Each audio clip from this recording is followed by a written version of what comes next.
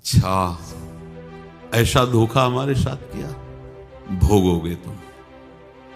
ये जो निकलता है ना भोगोगे, ये अकाट्य होता है।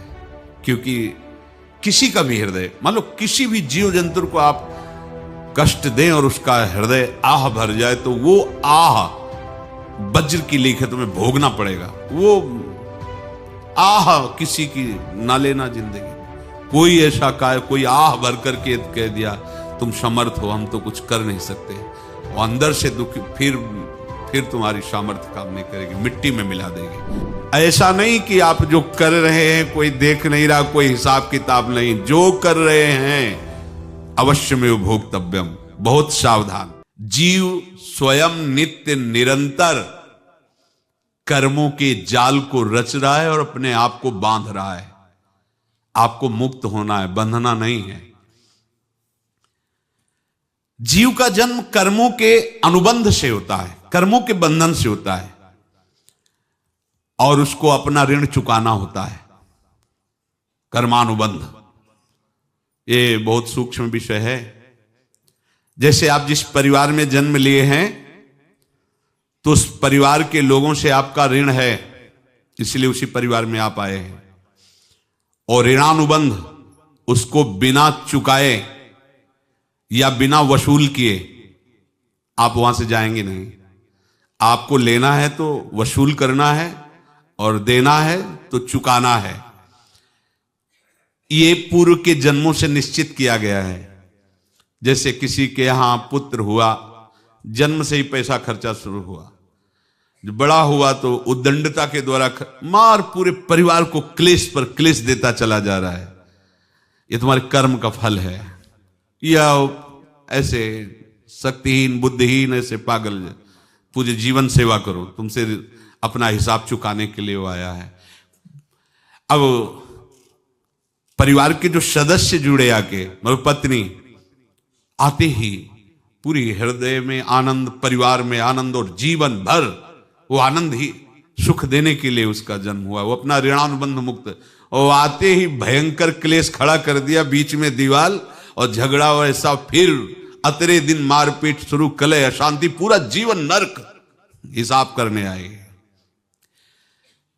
यहां ऋण चुकाए बिना कोई जा नहीं सकता, ऋण चुकाना पड़ेगा। किसी का ऋण वसूल करना है तो किसी को ऋण चुकाना है, दोनों काम करने होते हैं। अनेक जन्मों में अनेक लोगों के साथ हमने जो बर्ताव किए हैं, अच्छे या बुरे, वो होंगे। अब किसी आदमी को हम जानते नहीं, अचानक मिला, अचानक टक्कर लगा और मार पीट गाली गुप्ता सब कर दिया, चुपचाप सह लो। क्यों? ये आपका हिसाब है, पूर्व का हिसाब। हमारा उससे कोई द्वेष नहीं, कोई संकल्प नहीं। अचानक घटना घटी और हमसे द्वेष करने लगा, हमें पीटने लगा, हमें गालियां दे, ये हिसाब है, चुपचाप सह जाओ। अपने घर का भाई ही भारी दुश्मन बन गया और क्लेश दे, हिसाब है। एक प्रभुदत्त ब्रह्मचारी जी की वाणी में पढ़ा था, एक महात्मा जी भ्रमण करते थे, तो उस समय असरफियां चलती थी, मोहरे असरफियां, तो उनको भेंट में देते लोग। तो या तो ठाकुर सेवा में लगे तत्काल, या संत सेवा में तत्काल लगे, उसका संग्रह करके डोलना ये ठीक नहीं है। बैरागी के लिए सिद्धांत में ये ठीक नहीं है। तो जब 2, 4, 6, 8 ऐसे मोहरे हुई, तो उन्होंने विचार किया कि और भ्रमण करके जब काफी मोहरे हो जाएंगी तो प्रयागराज में जब कुंभ पड़ता है, एक बार पूरे सब अखाड़े के संतों को, अलग अलग संप्रदाय सब संतों को बुलाएंगे और सबको पवाएंगे। अब साधु है तो यही विचार करेगा, और क्या विचार करेगा। तो उन्होंने ऐसे डंडा बनवाया, बेंत, जो ऊपर से चूड़ीदार और भीतर पोला, और मोहरे उसमें डालते गए। और भ्रमण, जहां जहां श्रद्धालु भगत थे सबके यहां जाना, और इच्छा रखना कि एक मोहर तो दे दे दक्षिणा में। कामना कोई भी हो वो बांधती ही है, ध्यान रखना। इसीलिए प्रभु जो चाहे वो करे, अपनी चाह नहीं रखनी चाहिए, अपनी चाह प्रभु की चाह में मिला देनी चाहिए। धीरे धीरे वो छड़ी भर गई, भ्रमण करने वाले महात्मा चूड़ी लगाई, इंतजार करते रहे। जब प्रयाग का कुंभ पड़ा तो चले। तो रास्ते में एक गांव में पूछा जाता है, जैसे कहीं रुको कि कोई श्रद्धालु ऐसा है जो संत सेवी है। तो कुछ लोगों ने बताया, हाँ एक परिवार है बहुत संत सेवी है और आपको मिलाते हैं उनसे। आइए महाराज, घर में रुका, खूब अच्छा हलवा पूड़ी पवाया और जो घर के मालिक थे चरण दबाए। चरण दबाते दबाते उनकी दृष्टि पड़ी उस डंडे पे, इतना मोटा और ऊपर से कुछ चूड़ी सी भी नजर आ रही, इस डंडे में तो कोई रहस्य है ही है। अब महात्मा जी को खवा पिला के सुला दिया। महात्मा जी जब सो गए तो पत्नी से धीरे से कहा, वो डंडा लाओ बाबा जी का। डंडा, वो चूड़ीदार जो ही खोला पलटाया तो सैकड़ों मोहरे। ऐसे संत रोज पधारे भगवान, तुम आनंद हो जाए फिर क्या। पत्नी से कहा, नाप के कंकड़ लाओ। वो तो महात्मा जी तो खाए खीर पूड़ी, आराम से सो रहे। रात में पूरी प्लानिंग करके उसमें कंकड़ भर के चूड़ी लगाकर सिराने रख दिया, सारी मोहरें हटा ली। महात्मा जी आराम से छड़ी उठाए तो वजन पक्का। वैसे बड़े लोग चतुर होते हैं, पर ये नहीं जानते कि कर्म कितना भयानक होता है। और उनकी कोई संतान नहीं थी, पर धन में इतना प्रेम उनको था। बहुत सावधान। साधु महात्माओं के पास जो अर्थ है, गृहस्थी अगर आता वहीं से है, पर अगर उसको जोर जबरदस्ती या किसी छल कपट से, तो वो उसका विनाश ही करता है। आज तक का प्रमाण है। अब उनको ये भाव पता नहीं होगा, या पता होगा तो लोभ के कारण वो उसको मान नहीं पाए होंगे। महात्मा जी गए प्रयाग में, किसी अखाड़े पर रुके और वहां प्रार्थना की कि कल जो है संपूर्ण अखाड़ों का निमंत्रण किया जाए और सब संतों को भोग पवाया जाए और उनको दक्षिणा भी दी जाए। महंत ने सोचा कि बहुत बड़ा है तो उत्सव है, क्योंकि प्रयाग में कितने हजारों संत महात्मा सब। तो उनका महाराज बोरों इसमें चीनी और टीनों घी लगेगा, सब व्यवस्था। बोले आप मंगाइए, एक एक हिसाब हम करेंगे, हमारे पास सब व्यवस्था है। बोले कुछ तो पहले दे दो, वो इकट्ठे देंगे हम। उनको था कि अगर हम छड़ी खोला और दो चार मोहरे दी, किसी को पता लग गया तो गड़बड़ हो सकती। बोले हम भंडारे के समय आखिरी में सब कुछ आपको दे देंगे। ठीक है। वो अपने पास से पैसे लगाकर खूब जितना सामग्री सब लाए, लाखों की, और सब संतों को निमंत्रण कर दिया। संत जन निमंत्रित हो गए, भंडारा बन रहा है। तब वहां के महंत है और उनका देखो भंडारा भी बन रहा है, संतों को निमंत्रण। अब आप अर्थ की व्यवस्था कीजिए, क्योंकि इतनी बड़ी हमारी सामर्थ्य नहीं थी जितना हमने किसी तरह हमने व्यवस्था की। अब मुझे अर्थ चाहिए, तभी आगे की व्यवस्था बढ़ेगी। संतों को दक्षिणा देंगे और जिनसे अर्थ लिया उनको दे। देखो रसोई बन गई है सब। उनका छत में विश्वास नहीं तो ये अभी चूड़ी खोली। उनको तो था ना कि मोहरे हैं, कंकड़। तो अब जैसे कितना उनको सदमा लगा होगा, हजारों संतों का निमंत्रण, रसोई बन, मतलब संत हो के छल कपट। तो उनका महाराज आपने तो हमारा नाश कर दिया, जो महंत थे। अब बताओ रसोई बन गई, संत निमंत्रित हो गए और आप ये कंकड़ दिखा रहे हैं हमको।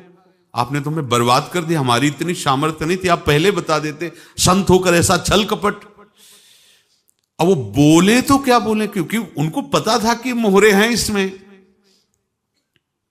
अंदर से उनका चिंतन गया उसी सेठ के पास, अच्छा ऐसा धोखा हमारे साथ किया, भोगोगे तुम। ये जो निकलता है ना भोगोगे, ये अकाट्य होता है। क्योंकि किसी का भी हृदय, मान लो किसी भी जीव जंतु को आप कष्ट दें और उसका हृदय आह भर जाए, तो वो आह वज्र की लेख है, तुम्हें भोगना पड़ेगा। वो देखो भीष्म जी को भोगना पड़ रहा है ना। सांप को ऐसे धनुष की नोक से उठाया और बंबूल के कांटों के ऊपर फेंक दिया, कई दिन तक शेदा हुआ, वो आह भर करके मरा। तो आपको 6 महीने बाणों की सैया पर आह किसी की ना लेना जिंदगी में। कोई ऐसा कोई आह भर करके कह दिया तुम समर्थ हो, हम तो कुछ कर नहीं सकते। और अंदर से दुखी, फिर तुम्हारी सामर्थ्य काम नहीं करेगी, मिट्टी में मिला देगी। फिर ये तो संत थे और भगवत आराधना के लिए, संत आराधना के लिए ही ऐसा किए हुए थे। अब इनका कैसे मुंह दिखाएं, अब क्या करें। सुबह संत जन आएंगे, सबके बीच में हमारी कि देखो इन्होंने, अब क्या करें। गए और संगम में जाके छलांग लगाई, अपने प्राण त्याग दिए। अब उनके तो पास मोहरे थी और व्यापार बढ़ा, और 9-10 महीने बाद ही लड़का हुआ। अब तो उनको कि संत फलीभूत हो गया। देखो व्यापार चल रहा, लड़का नहीं होता था, लड़का भी हो गया। बड़ा आनंद छा रहा है। जब से वो प्रकट हुए और धन की वृद्धि शुरू हो गई, पढ़ाई लिखाई में उनके खर्चा हुआ सब, बस बीमारी शुरू हो गई उनके शरीर में। अब उसमें पैसा जाना शुरू हुआ। इतने आसक्त तो वो दोनों हो गए कि कुछ भी हो, व्यापार ठप, संपत्ति बेचना शुरू। तो उन्होंने कहा कि बेटा मैं क्या कर सकता हूं तुम्हारे लिए। बोले हमारी अंतिम इच्छा है प्रयाग चलो, और जितने प्रयाग में संत महात्मा सबको एक बार भंडारा करवाओ, हमारी इच्छा अंतिम है। क्योंकि अंतिम यही इच्छा थी। तो बोले अब ज्यादा संपत्ति तो नहीं रह गई। तो बोले घर बेच दो, मेरे लिए ही तो है, बेच दो। मुझे लगता मैं बचूंगा नहीं, पर मेरी अंतिम इच्छा पूर्ण कर दो। घर बेच दिया, जेवर बेच दी। वहां गए, जब संत सेवा की तो बोले मुझे संगम तक ले चलो।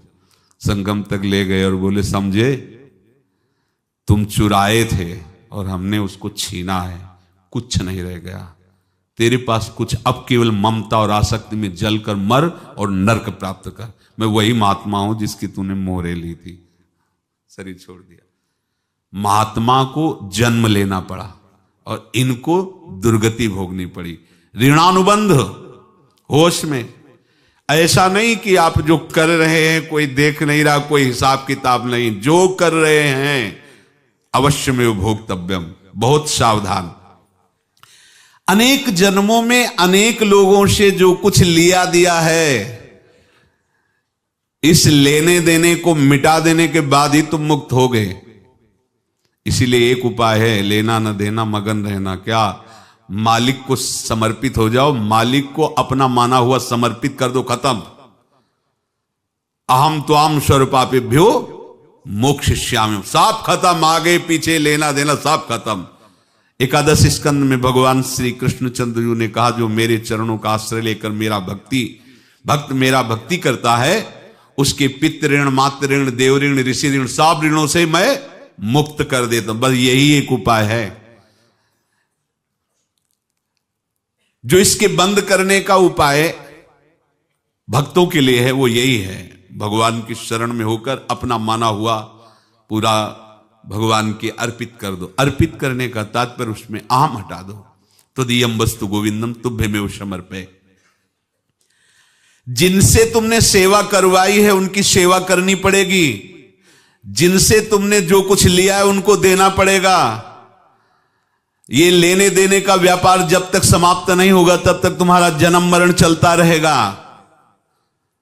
अब आपको यहां समझना है, यदि आपसे किसी ने पैसे लिए बेईमानी करके नहीं दे रहा है तो आप उसको गाली मत दीजिए। आपने बेईमानी की थी इसलिए आपकी बेईमानी हुई है, ले गया, कोई बात नहीं है, बंधन से मुक्त हुए, जो बोझा था चला गया। उसको ऐसा ना देखे कि ये बेईमान हमारे रुपए मार लिए, अब जो कुछ होगा देखेंगे। अगर आप आगे नया कुछ करते हैं तो फिर आगे का हिसाब आपको भोगना पड़ेगा, ध्यान रखना। ऐसा नहीं है कि आपको भोगना नहीं पड़ेगा।